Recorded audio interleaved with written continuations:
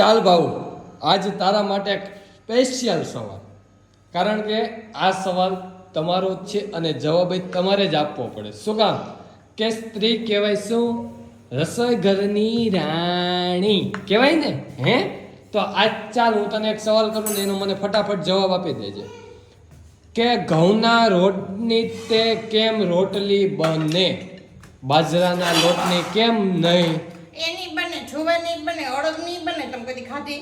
ના તને ખબર છે રવાની બને, મેંદાની બને. એમ નહીં, તને આ પ્રશ્નનો સવાલનો જવાબ તને ખબર છે કે ઘઉંના લોટની જ કેમ બને, બાજરાના લોટની કેમ રોટલો જ બને?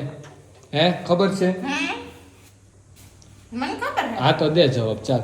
જો ઘઉં એટલે એક લેડીઝ પાત્ર થયું એટલે એને કહેવાય રોટલી. હં. અને બાજરો એટલે એ જેન્ટ્સ પાત્ર થયું અને એને કહેવાય રોટલો. તો મિત્રો એકવાર કોમેન્ટ કરીને કહેજો કે આ ભાવુએ જવાબ દીધો એ સાચો છે કે ખોટો. મેં દીધો ને, અને જો ખોટો હોય તો તમે સાચો જવાબ આપજો જરૂર. મેં દીધો ને જવાબ, તો ઘણું છે. સાચો ને ખોટો નથી કરવાનો. એ વાંધો નહીં.